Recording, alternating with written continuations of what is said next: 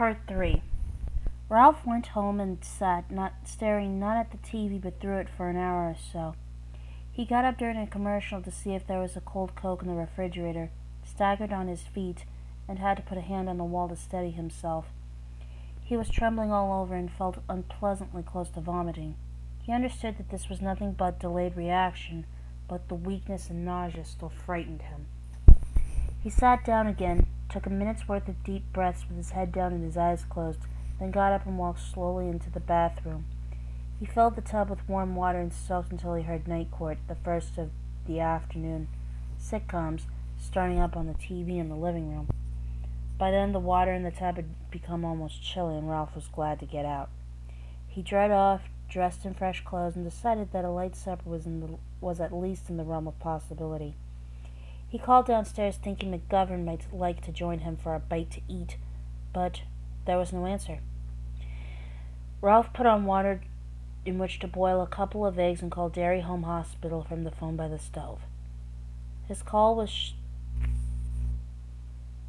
shunted to a woman in patient services who checked her computer and told him yes, he was correct. Helen Deepno had been admitted to the hospital. Her condition was listed as fair. No, she had no idea of who was taking care of Mrs. Deepno's baby. All she knew was that she did not have a Natalie Deepno on her admissions list. No, Ralph could not visit Mrs. Deepno that evening, but not because her doctor had established a no visitors policy. Mrs. Deepno had left that order herself. Why would she do that? Ralph started to ask, but didn't bother. The woman in patient services would probably tell him she was sorry she didn't have that information in her computer, but Ralph decided that he had it in his computer, the one between his giant economy-size ears. Helen didn't want visitors because she was ashamed. None of what happened was her fault. But Ralph doubted if that changed the way she felt.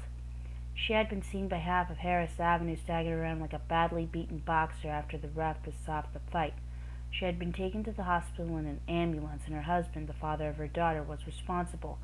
Ralph hoped they would give her something to help her sleep through the night. He had an idea things might look a little better to her in the morning.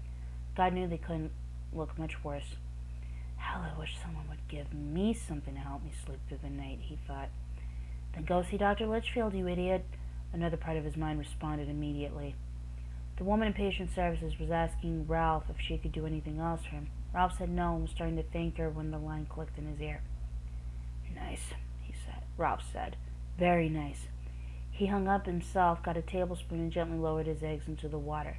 10 minutes later, as he was sitting down with the boiled eggs sliding around on a plate and looking like the world's biggest pearls, the phone rang. He put his supper on the table and grabbed it off the wall. Hello?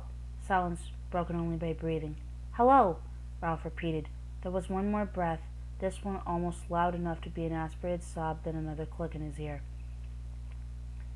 Ralph hung up the telephone and stood looking at it for a moment, his frown putting 3 ascending wave lines on his brow. Come on, Helen, he said. Call me back, please. Then he returned to the table, sat down, and began to eat a small bachelor's supper.